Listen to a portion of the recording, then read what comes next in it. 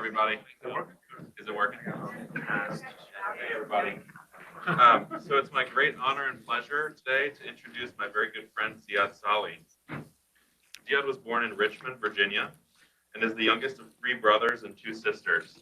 When he was 8 years old, he moved to Lebanon, where his family is originally from, in Beirut. He attended the American University of Beirut for his undergraduate degree and for medical school. Many of you may not know this about Zeyad, but he's actually an avid swimmer and swam for the varsity swim team during college.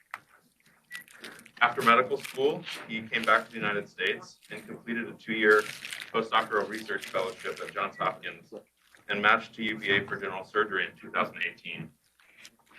In addition to becoming a fantastic surgeon, Zeyad has also completed an MBA during his residency.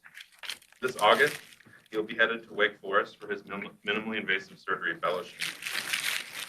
Zeyad is married to his wonderful and supportive wife, Marianne, who's here today.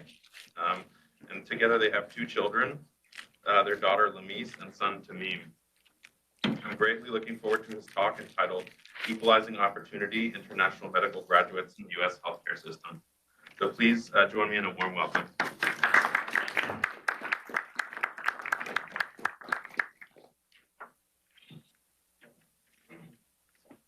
Thank you, Max. Good morning, and thank you for the opportunity to speak.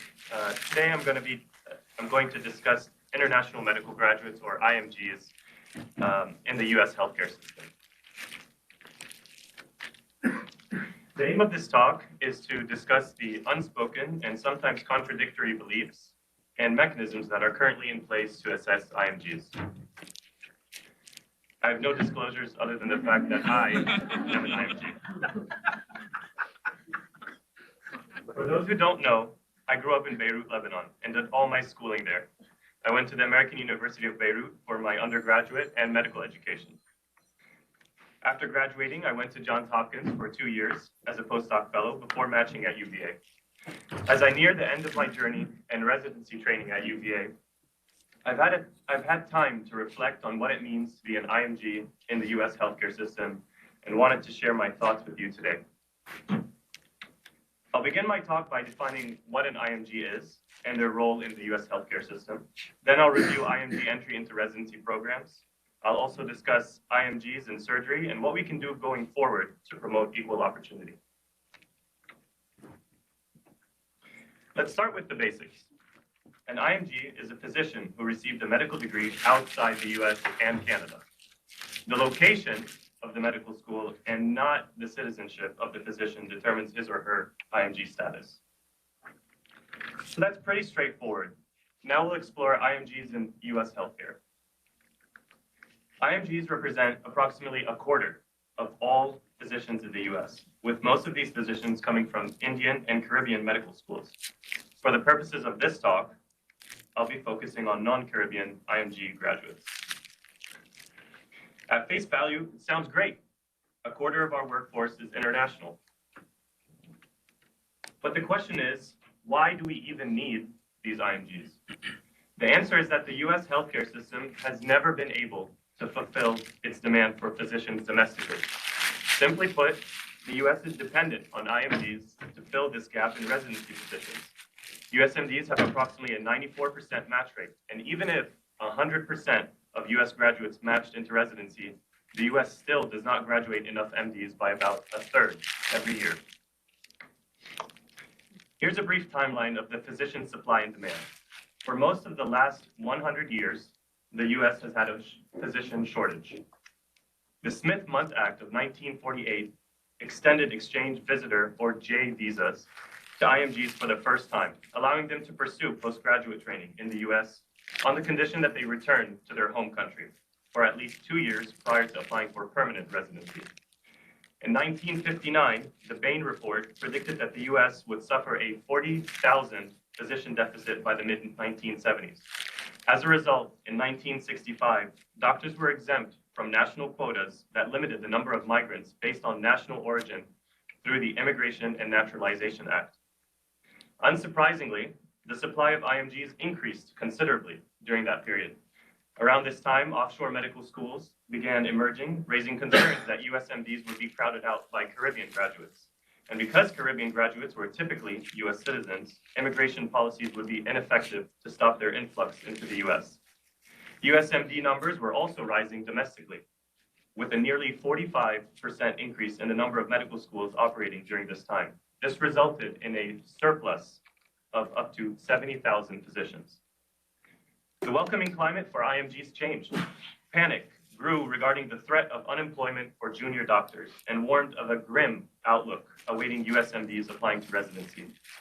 As a result, the Health Professions Assistance Act of 1976 declared an end to the physician shortage, and IMGs were no longer given preferential visas. In the 1960s to 70s, the Educational Commission for Foreign Medical Graduates, or as we know it, ECFMG, also introduced a series of new licensing examination requirements for IMGs, curbing their influx by 80%. In this era, there were even, though unsuccessful, attempts in Congress to limit the number of all IMGs by proposing limits that hospitals could hire and threats to cut government funding to any hospital hiring more than their allocated number of IMGs. But fast forward to the modern era, we are again in a physician shortage stage. In 2006, in response to concerns of a future physician shortage, the AAMC recommended a 30% increase in enrollment at US schools by 2015. To meet the goal, they recommended enrollment expansion at existing MD granting schools and the creation of new schools. As seen here, by 2021, accreditation status was granted to 30 more MD granting schools for a total of 155 in the US. In 2019, first-year enrollment in MD schools was 22,200, and DO schools was 8,800, representing a 35% and 186% increase, respectively, from 2002. But this problem doesn't look any better in the future. Due to population growth and an aging US population, physician shortages are predicted to continue. The AMA projected a physician shortage between 37,000 and 124,000 physicians by 2034. The wide range is due to increasing uncertainty as you model further ahead, but the conclusion is clear. The US is and will be short on physicians. This shortage extends to all specialties, including primary care as well as medical and surgical specialties. Reacting to this future physician shortage, Congress provided funding to significantly expand the number of GME positions for the first time since 1996 through the Consolidated Appropriations Act of 2021. This will provide funding for 1,000 new Medicare-supported GME slots. So in the presence of this physician shortage, IMGs are needed to make up for this physician gap. So since we need them to plug this huge deficit in our healthcare system, what does it take for them to enter? We'll take a look at the match process. In 2023, around 48,000 applicants participated in the match for 37,000 PGY1 positions. The overall match rate in 2023 was 81%, with 94% of USMDs and 62% of IMGs matching. And despite representing a sizable chunk of new physicians each year, IMGs often do not end up in the same specialties as USMDs. Highly sought after fields, such as ENT and orthopedic surgery, are almost exclusively staffed by USMDs, while specialties like pathology, internal medicine, neurology, and family medicine are dominated by IMGs. In 2022, among PGY1s, IMGs represented 41% of pathology positions, 36% of internal medicine, and 25% of neurology. On the other hand, only 2% of positions in orthopedic surgery were filled by IMGs. And the devil's in the details. Even within specialties that they dominate, IMGs often do not match to the same kinds of programs as USMDs. USMDs tend to congregate in higher status hospitals, while IMGs fill positions in smaller community hospitals with less desirable location, lower patient volumes, and fewer resources than university hospitals. This segregation is so widespread that nationwide, USMDs make up 90% of the house staff at more than a third of all internal medicine university programs. and less than 10% of the house staff at more than half of all internal medicine community programs. While we may shrug this off as status quo, this situation is unique to medicine. The US is a nation of immigrants that's always been dependent on those from other countries to make it an economic and intellectual powerhouse. In fields like science, technology, engineering, and math, where highly skilled foreign workers make up significant proportions of the workforce, individuals are distributed across specialties and institutions more or less equally, with little concern for citizenship or origin of degree. In fact, a survey of graduate programs found that students in some of the nation's most prestigious programs are disproportionately international students. The QS World University Rankings even uses proportion of international students and international staff and international collaboration as key metrics. These demonstrate an institution's ability to attract students from across the world, which reflects on a university's strong international brand and high global outlook. These institutions provide students with global awareness and a multinational environment, facilitating the exchange of diverse ideas and practices. So what's happening in medicine such that the US imports 1/3 of its workforce every year, including some of the world's, quote, best and brightest, but USMDs do not appear to be competing with them, although such competition is the norm in other fields. This would be expected in fields like law, where it's highly jurisdiction specific, but medicine involves portable skills that should be translatable across contexts. It's what makes organizations like Doctors Without Borders or the Medical Corps possible. Adding to the puzzle, there are no policies requiring hospitals or residency programs to accept a certain proportion of USMDs, or even to consider them before IMGs. Despite threats to the contrary in the 1980s, Medicare funding, which pays for residency training, does not vary based on the kind of medical graduate hired. Australia, for example, explicitly requires that IMGs be given lower priority than domestic medical graduates in awarding residency positions. This ensures that the former will be funneled toward underserved or undesirable areas, rather than competing with Australian doctors for the most preferred spots. No such policies exist, however, in the US. On that note, let's take a look at the components of a residency application. IMGs must build a highly competitive profile, aiming for a barely equal chance of matching their US peers. To start, IMGs' academic records have to be beyond reproach. We're coached that letters of recommendation should be from a US board certified physician over one from our home medical school. And that's why electives in the US are so important for IMGs, since they serve as an opportunity to secure a letter. Research serves a dual purpose. The first is to show an academic profile and ability to conduct research. The second is to have our research mentor vouch for us along the interview trail to secure interviews and eventually match. Historically, USMLE scores, especially Step 1, was seen as a gatekeeper exam. However, effective January 2022, it's now pass or fail. Last, but probably most important, all applicants must have the ECFMG certification.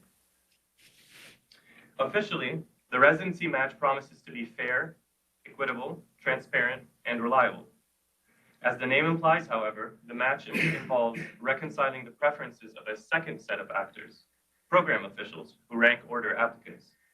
If this segregation of IMGs is not the result of formal policies, then what are the largely informal practices, social forces, and prejudices that sustain a system whereby residency programs exclude some of the world's best talent? This exact question was explored in the book Doctor's Orders: The Making of Status Hierarchies in an Elite Profession, published in 2020. Tanya Jenkins, an assistant professor of sociology at UNC, embedded in 2 unnamed internal medicine residency programs for 2 years. One was a prestigious academic medical center whose residents were almost exclusively USMDs, while the other was a small hospital in the same city where almost all residents were IMGs or DO graduates. Through her observations and one-on-one interviews with residents and residency program leadership, she identified 3 reasons for the status separation between IMGs and USMDs. This included risk aversion, avoiding threats to program reputation, and an unspoken social contract with USMDs. Risk aversion was the first justification for looking at IMG applicants unfavorable. This included two things: risk of lack of medical knowledge and risk of unprofessional conduct. I'll share a few eye-opening quotes from the author's interviews. As one program official stated, "We have a sense of what goes on at any of the US medical schools, and even if we don't, we can call someone who does. Once we get out of the US, we really don't have a sense of what goes on in those medical schools. So there's a risk about getting someone who looks great on paper, but you really have no idea if at that school they write that for everybody. You have no idea, which is not to say you always know for the US grads either. So while uncertainty may have existed about USMDs, it was more tolerable than the uncertainty associated with IMGs, though whose training was more unfamiliar in ways not captured by applicant data. This perspective, however, detracts from the possibility that IMG applicants might actually have been doctors who are just as good, or even better than USMDs. The justification to exclude 40% of applicants based purely on pedigree rather than documented performance was emphasizing what they thought was a greater good, mitigating risk. Another program official stated, maybe they're on top of a heap of not so good students. We don't automatically reject people. You know, if someone's at the top of their class, has done 270s on step 1 and 2, and we know the people they've done an elective with, and they say, this kid's better than any American grad I've ever seen, we'll pay attention to that. In other words, this program would consider interviewing IMGs if they scored 2 standard deviations above the mean on their exams and came with the support of a known faculty member who could vouch for their superiority over US trainees. In regards to cultural fit and professionalism, one faculty member reflects. They come out of societies, oftentimes in cultures that are so hierarchical, that are so male-dominated and oppressive. A lot of the better, higher-up programs view them as just not retrainable. They're very fixed in their ways. A lot of them are incredibly bright, but they don't speak up. They mumble. Their English is crappy. They're not sexist, but they generally think that women should be subservient. They don't think about the end of life in the same nuanced way, or think patients should make any decisions. Yeah, it's crazy the degree to which sometimes those guys are living out of the stereotype. These unknowns gave way to assumptions about cultural incompetence, which eventually led to a highly intractable stigma associated with being an IMG. While it's valid to have concerns about cultural differences, it was striking how graduates from virtually any foreign country were often grouped together in the same category without concern for individual variation or the possibility that these stereotypes may be wrong. In fact, the author argued that this has the hallmarks of classic racism, where people of color are viewed as undifferentiated. With the recent push for diversity and recruitment of underrepresented minorities among the physician workforce, wouldn't taking IMGs be in line with that? But when asked, officials at this program said, I don't think that's the diversity we're looking for. The next factor for this status separation was avoiding threats to program reputation. Because there are no tangible numbers formally ranking residency programs, recruitment is a key factor that shapes program reputation. Aside from faculty profiles, the match lists are one of the highly visible signals of a program's competitiveness. USMDs were influenced by advisors who told them to avoid applying to programs with high percentages of IMGs because this was to be taken as a negative indicator regarding the quality of the program. When posed with a question of what a lower tier program looks like, one resident responded, I don't want to sound racial or anything, but having more IMGs in the program. So IMGs were clearly perceived as having a lower status within the profession, and programs that accepted them were, by extension, also considered to have a lower status. While officials may have emphasized the need to hire the best, quote unquote, doctors and reduce risk to patients, they were also guided by a desire to maximize prestige.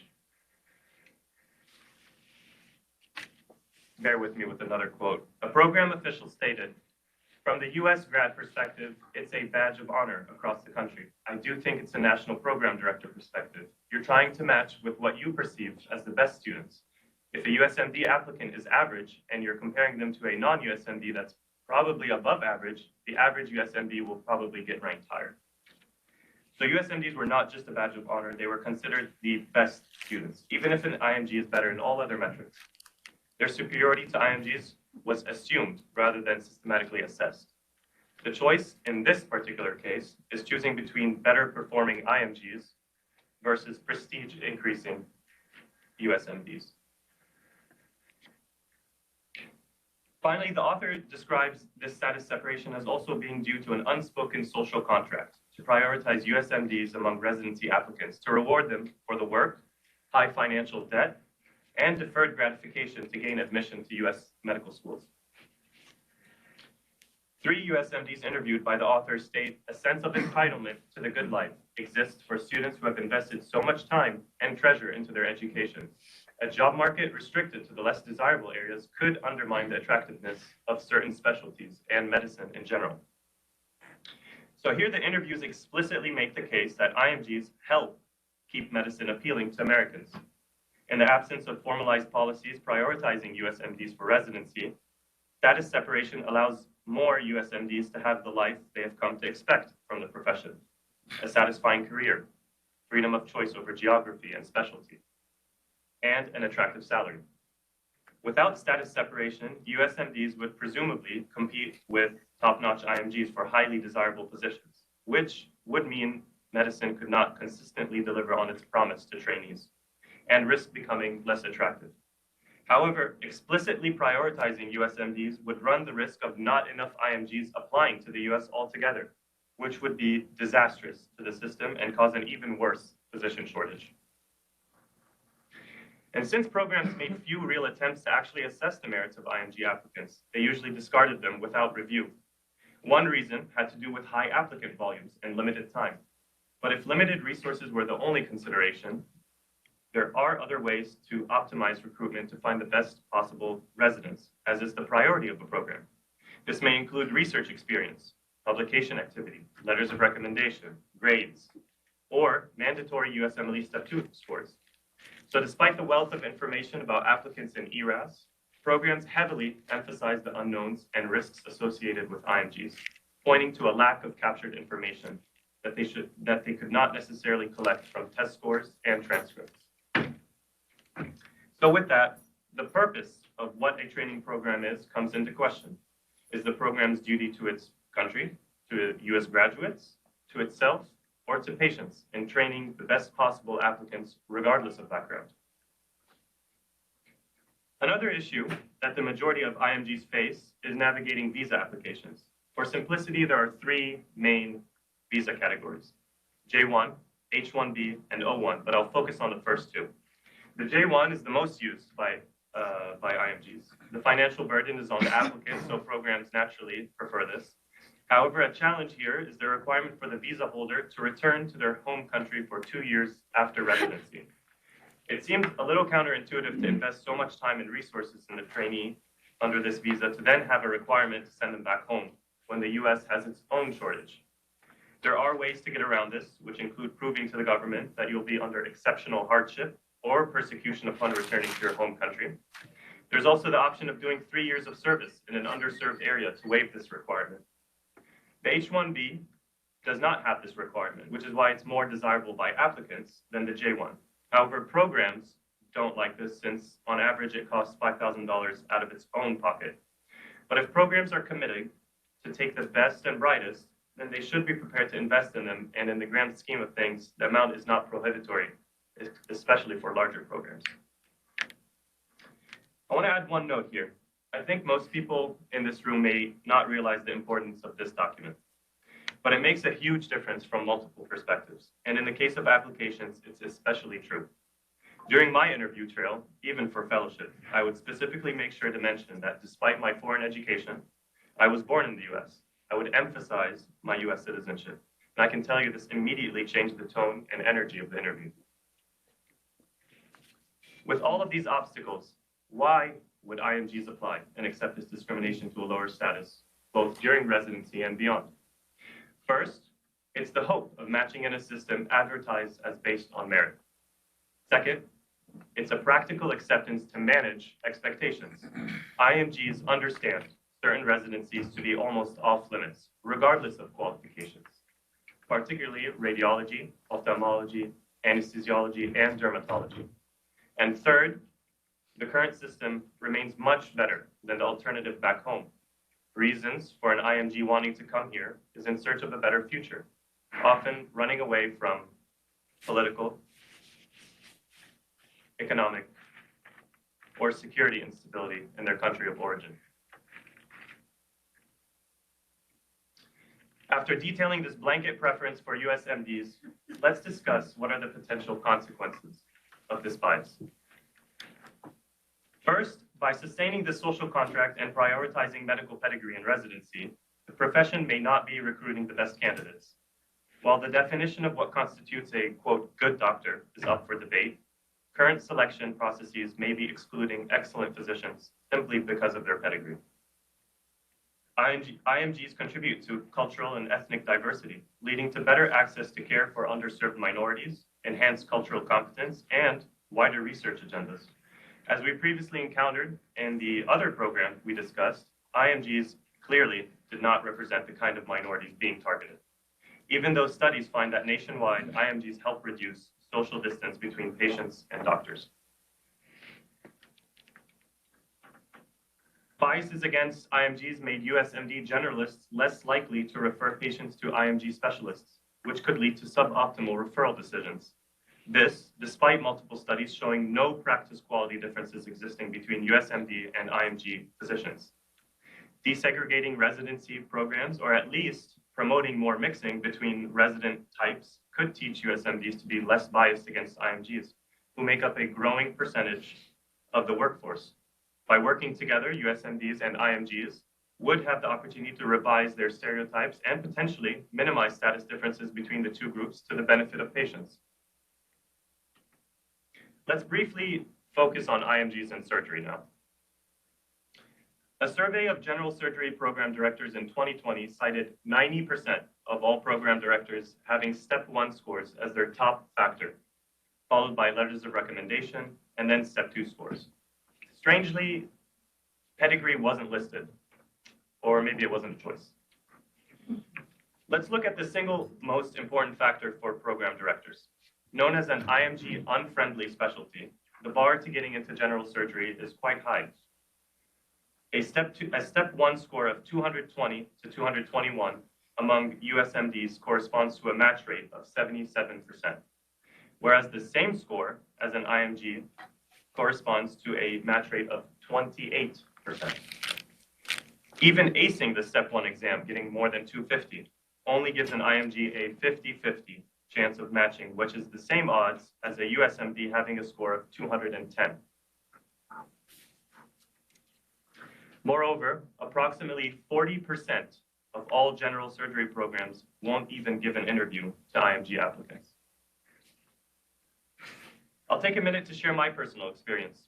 A program director from one of the top programs in the country informed me that there was no way that they would offer me a categorical interview, despite their admission that my application was competitive, admitting that my CV is impressive, my personal statement is excellent, but that he or she would be thrilled to have me as a prelim resident if I'm not able to secure a categorical spot anywhere else. And by the way, you can tell it's authentic because my name is misspelled. A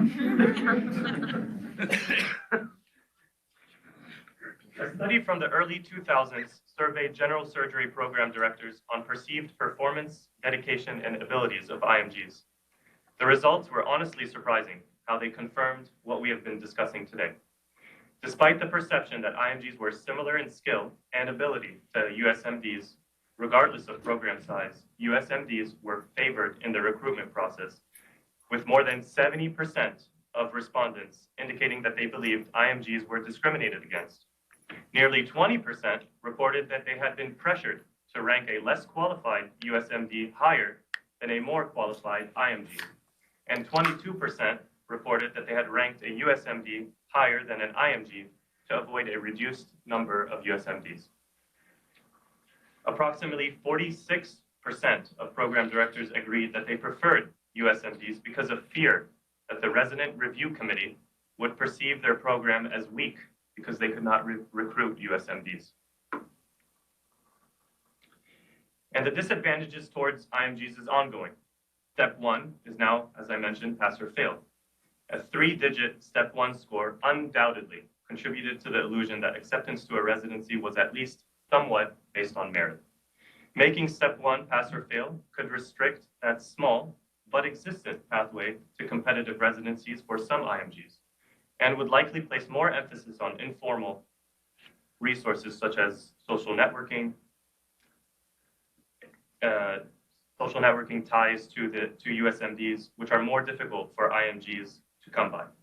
Of course, Step 2, which is not currently required by all residency programs prior to applying, might replace Step 1 as the main determinant of residency positions, leaving open a small window of opportunity for IMGs to stand out in the sea of applicants. But instead of 2 data points and 2 opportunities for IMGs to shine, there would only be 1 exam for program directors to consider. Consequently, with just 1 reliable data point, program directors may be forced to more heavily consider medical school reputation in making their initial decisions. With all that said, what can we do going forward to rectify the process? How can we make it more fair for applicants, provide the best trainees for our patients, but also alleviate concerns for increased risk by taking IMGs? There are multiple levels where change can be enacted, including on the level of government, national bodies, hospitals, and programs. Let's start with discussing on a government level. Recently, to address physician shortage concerns, a 2023 state law in Tennessee passed to allow IMGs to bypass U.S. residency. The physician would have to have 3 years of residency training or practice 3 out of the last 5 years outside the U.S. and have a job offer at an academic institution. They would also require ECFMG certification and the state medical board's assessment of demonstrated competency. Alabama is next to follow this kind of law. Let's take a second to think about this. I understand the motives behind these laws, which is to mitigate the physician shortages. But in this case, we're all of a sudden not worried about IMGs bypassing our residency system, which, if we're honest, is the greater quote unquote quality control in comparison to medical school. So if we're okay with international trained physicians practicing in our healthcare system, shouldn't we also be comfortable with taking them out of medical school into our residency programs? Beginning in 2024, this year, the ECFMG announced that it will designate certain international medical schools with its own recognized accreditation status, which will show up on ERAS applications. For a medical school to achieve recognized accreditation status, it must be reviewed by an ECFMG-approved external quality assurance organization, which would include on-site visits. Going forward, the existence of these resources should reduce the uncertainty U.S. residency program directors have about the quality of international medical schools and their graduates. U.S. specialty organizations could explicitly mention IMGs in their diversity statements. And to my knowledge, the American Psychiatric Association is the only medical group that has published an explicit statement opposing discrimination against IMGs, though it does not specifically refer to residency selection. Also, the ACGME survey could add similar statements to its common requirements and monitor perceptions in its survey to residents. And to really help level the playing field, program directors could review applications blinded to the applicant's medical school of origin and compare applicants, quote, numbers to numbers. Or just be upfront, state policies to manage expectations. As a hospital system, we can also remove barriers to other IMGs. Even at UVA, our medical school does not allow international students to perform electives. I have to say that when I reached out for an explanation, it was unclear why this was the case. In a later email, the official stated that there were, quote, multiple challenges with different educational systems. If we look favorably or even require US clinical experience when evaluating IMGs for our programs, then we should set an example by at least opening that opportunity up for them.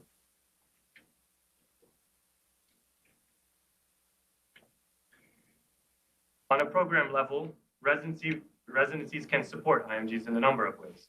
First, they should consider integrating workshops on patient-centered care, cultural sensitivity, and patient interviewing into their orientation programming for all residents, not only IMGs. Additionally, institutions and programs should review policies to foster an inclusive climate. Efforts to raise the organization's cultural awareness should include the issues of IMGs, and protocols should be placed in place to address discrimination, both explicit and subtle, in the workplace. Residency program directors should become familiar with the visa and immigration issues that IMGs face. This would allow them to help IMGs focus on post-residency options in a timely fashion, to appropriately advocate on their behalf, and to understand the context in which they make their career decisions. Programs should break the status quo and get out of their comfort zone to consider IMGs. Dr. Mark Siegel, the program director of internal medicine at Yale, proudly advertises his program's openness to taking the best applicants from around the world. He tweeted in January 2023, quote, "Our patients deserve the best doctors they can get, no matter where they went to school. That's who we recruit. We prioritize applicants most likely to contribute to academic medicine, many of whom happen to be IMGs. It's an easy choice." It's time for the US to re-examine its residency selection process and develop explicit selection policies for all applicants.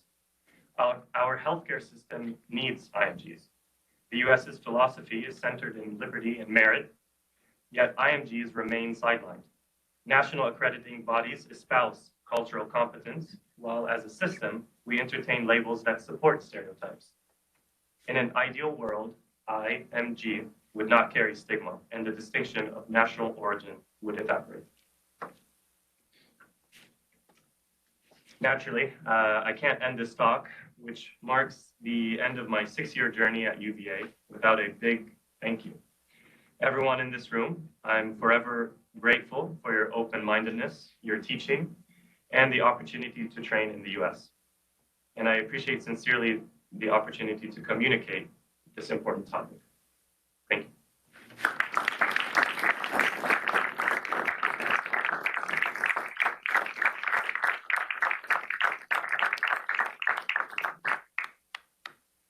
Light topic. Yeah, always pushing. That's great, and I appreciate. We've had lots of conversations about this, and you're always, very honest with me. I greatly appreciate that, and also, opening my perspective as well. So, as you probably know, one of the challenges that we're having in the program director world right now is we're just getting flooded with applications, and we had almost 2,000, and I'm on the task force, and all the PDs are struggling with this. There's just flood, and now there's this whole signaling process.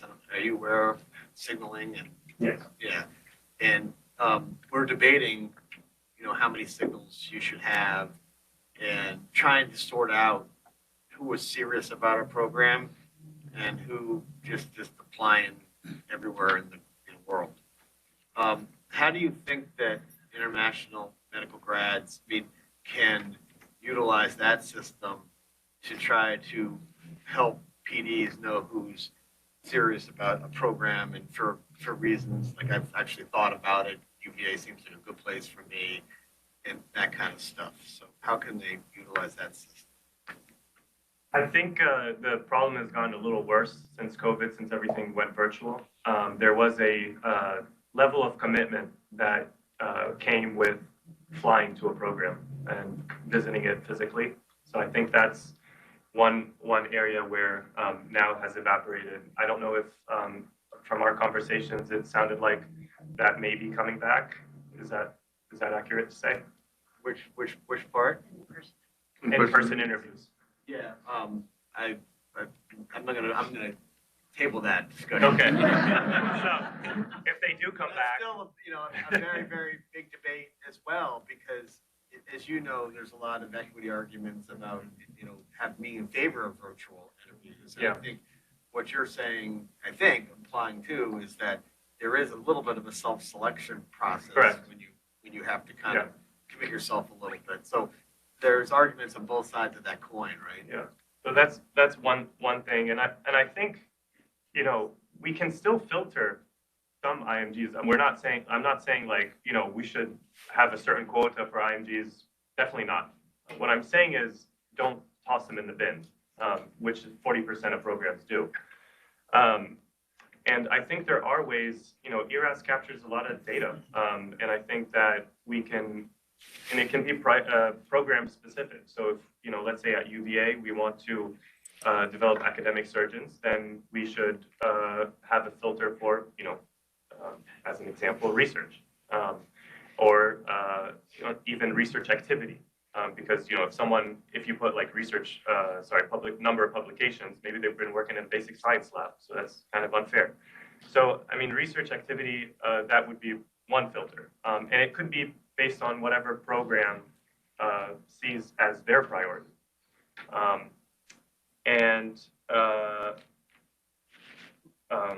The other thing is, you know, I personally, I would be in favor of physical interviews because there is a commitment to that. I understand the economic argument behind it. But, you know, even for fellowships, like people are just applying left and right. It's kind of haphazard. So You see, with that kind of, I mean, so are wealthy IMGs more likely to get a match than non-wealthy I have IMGs? to look into that one. What a wealthy IMG is. Complicated, right? Because that's the economic argument, that it's expensive to travel around the country. Yeah, but then the other point of view is then you're flooded with applications and now you don't know. That's the current Yeah, problem. so, good point, good point. Yeah, we also have had here at UVA international medical graduate who come to rotate with us as visiting medical students. And that is, I think, in search of letters of recommendation, like Zeyad mentioned earlier. And some of these students are very bright with a very strong research background and just a lot that they have accomplished over time, both in medical practice internationally, but also leadership and everything else. And those could be potentially strong applicants, but when they rotate with us, the system that we have in place doesn't even allow them to perform at the level of our local medical students. So that put them at a disadvantage for what they come here for, to see the program, but also to get letters of recommendation. And the letter ends up being very limited because you cannot talk about their clinical performance because the policies that we have in place say that they cannot look into the EMR, they cannot touch the patients, they cannot do any of that.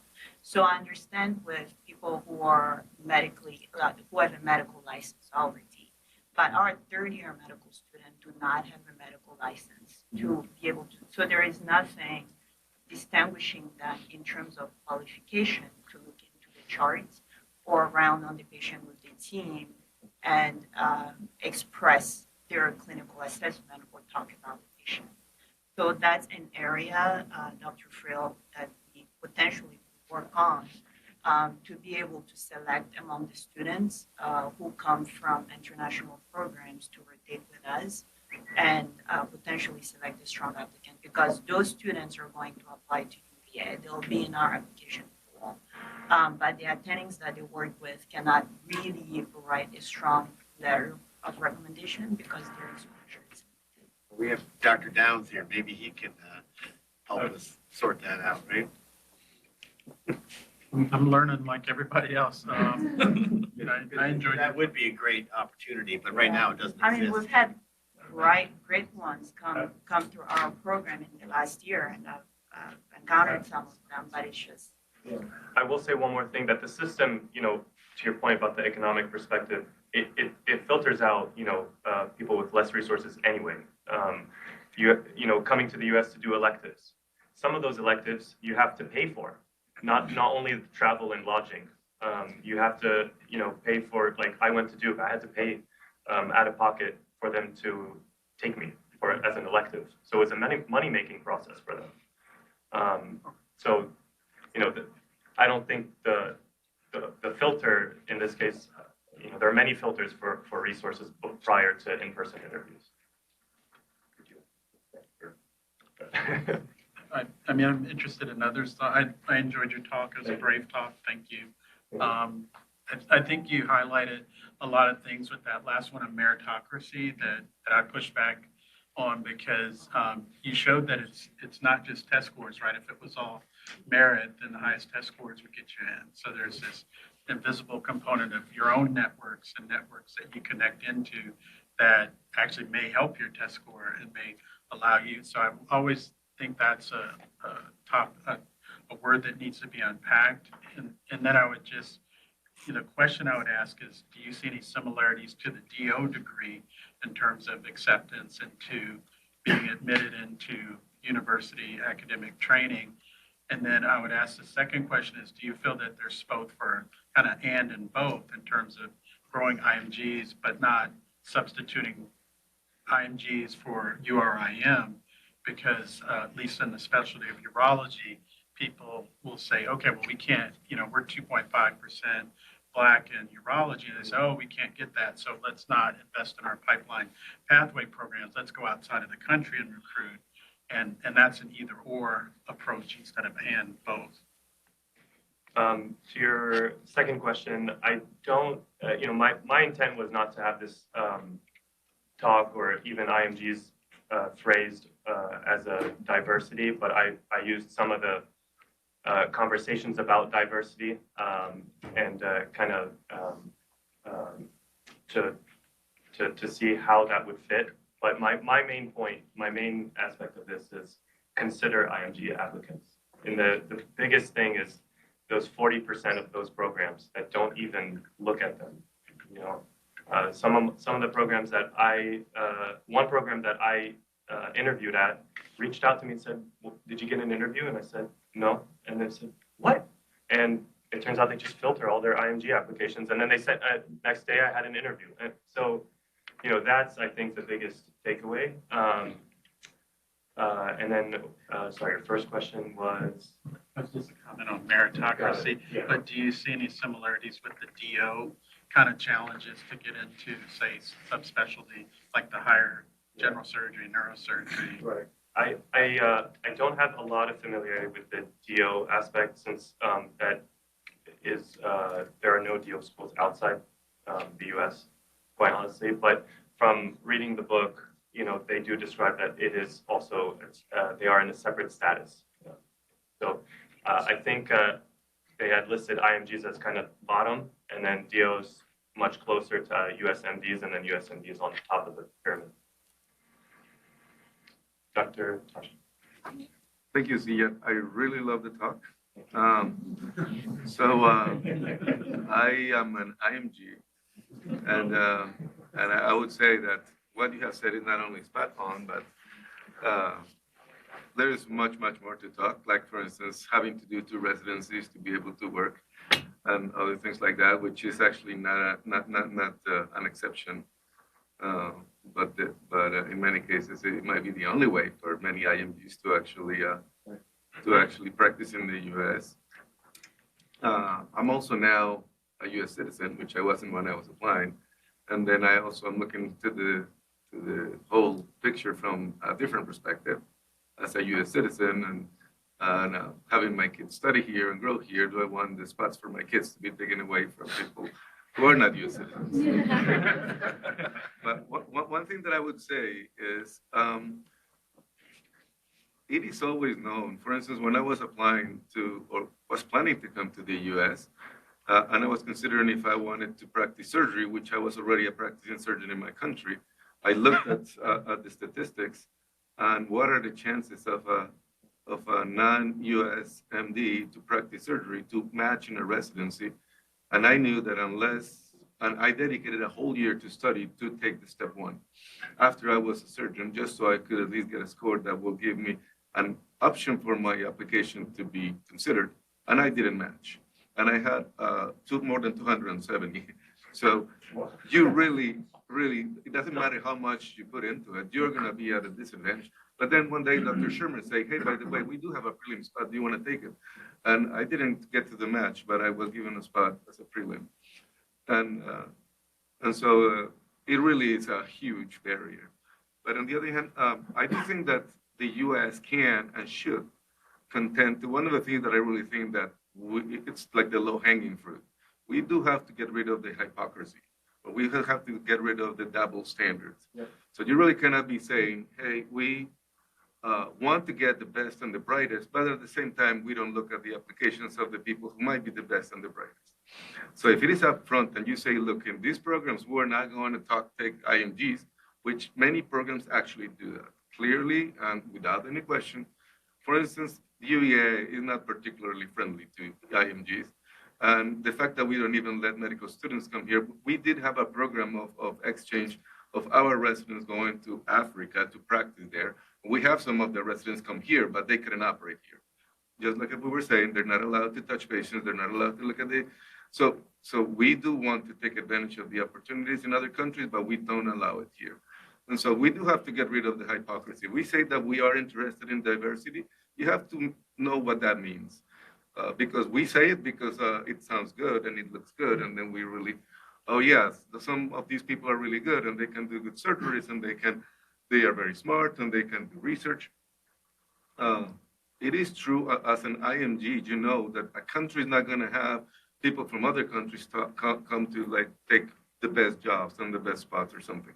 But then you have to say it to them so you don't kind of like mislead them. So people don't have to apply to 50 programs to know that half of them are never even going to look at their applications and spend all that. Yeah, at least it is known up front and it is fair to the people who are trying to figure this out. You're talking about 20-year-olds, 22-year-olds trying to figure out what they're going to do with their lives. And they're promised all these things that they say, oh, these people really are going to look at my application because I'm a smart guy and because I have me and my family and my 2 generations we have to spend all this amount of time and effort to be able to put me in this position. So I'm going to go for this. And then turns out that they'd never had a chance. Their door was never going to be open for them. And so it only takes somebody like Dr. Shermer, for instance, who was the person who looked at me and he said, hey, you have been working for 2 years in a research lab, operating a lot of rats and doing all this stuff.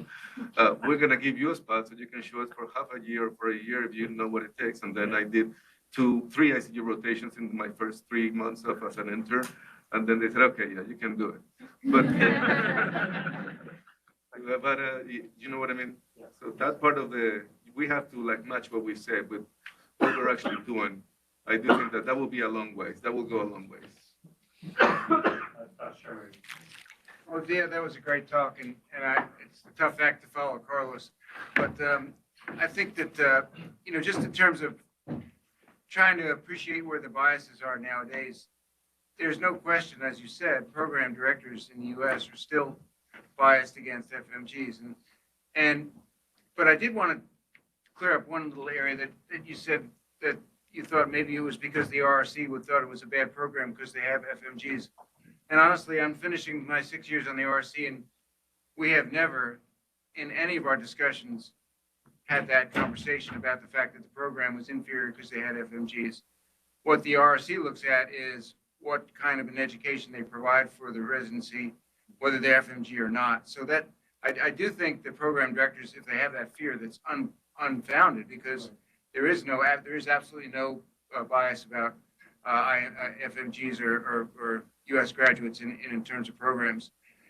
What I do think it stems back from years and years ago is the experience. I mean, people who graduate from other international medical schools can get great test scores and so on, but unfortunately, we would find that they would come and they just didn't have the clinical exposure and experience that the American students did. Now that maybe changed. I think that's changed some. It's more level now, but that years ago was one of the main issues that we had. I remember we had a resident who came over from Italy and worked with us for a year, and he was going to be a chief resident in Italy, and I made him a second-year resident. And he did more cases as a second-year resident here than he would have done as a chief resident in Italy, and that was just their system. But it was more of an experience thing than it was an intelligence and an ability thing. And currently, right now, I think where I see there's still some bias is in fellowships, because there are, if you have a fellowship where you want to have the person serve as a faculty member. Many hospitals' credentials committee will not take a foreign medical graduate and hire them. And that's true here. And so that's a definite bias that still exists in many places. Thank you. Dr. Carroll. So quickly, I know we're out of time. You may have said it and I didn't hear it, but I think that there's a lot of complexity here. I think that we have good people often who want the best graduates, who want to create graduates who reflect well on the program. And obviously, IMGs are part of that pool, but I would wondering, I guess, on behalf of, Bruce and Charlie, like, there are substantial challenges in discerning who those top graduates are from international medical schools. And so maybe you said it, I didn't hear it, but what's the solution, right, to actually the discernment process, right? Is it AI, to sort through all of those documents? Is it a medical student Olympics, somewhere, that would differentiate them in real time under controlled circumstances? Is it a better testing process? What is it that would actually make program directors confident that they're getting a top level recruit? I don't have all the answers, but what I would say is it's worth a conversation with the program directors like Dr. Mark Siegel that do take these IMGs and have had a positive experience. And again, I think it is going to be program dependent. Maybe a community program doesn't necessarily want someone with research experience, so that won't be a filter for them. But I think the same filters that, we get a lot of data from the ERAS application, the same filters that we get or we apply to USMDs could also be applied to IMGs, but it's just much easier and we're in our comfort zone when we just click IMG and then all of those, you get 40% of the applications gone, so it's. What's an example of one of those fields in ERAS that probably would be useful? Well, it could be step 2. It could be research publications, research activity. It could be maybe some extracurriculars or letters of recommendation. That's, the second most important factor that program directors listed, as well as step 2. So those are now it's harder to go through 100 letters of recommendation rather than just a computer filtering out like a test score. But now that it's step 1 is pass or fail, you add an extra layer of complexity. And then the question also becomes, well, how are you going to filter the US graduates too? Like because that was used as well to differentiate between different applications. So it's a tough problem. I don't pretend to have all the solutions, but I think it should be a conversation with other program directors that have had that success. Fair. I'd be curious to know what program and departmental leadership, what their true feelings are on IMGs and whether or not we have a policy and whether or not that's actually advertised and whether or not there are plans to do that in the future. Just some food for thought. Dr. Felty. So, Z and Carlos, you guys are in some ways the hard-working, amazingly dedicated, fortunate ones who are graduates of, soon to be graduates of U.S. and Canadian medical schools and have a chance of getting a job. The hardest thing is trying to hire someone who's graduated from a IMG or trained outside. And transplant is very much an international field. There's lots of areas in the world that do things way better than us. We can't recruit them. It's really, really hard. The Department of Surgery has overcome some of these. We cannot bring them into the Department of Medicine hardly at all. It's almost like you said, the 40%, they disappear. If they're not board eligible, board certified, they're not highly unlikely to get an interview. Even though we know they're the best, it's not like we think they might be good. We know they're the best in the world. They won't get an interview. Wow. Dr. Flame. Yeah, Mark, I don't want to gloss over your question. I have perceived these biases in our application and interviewing process.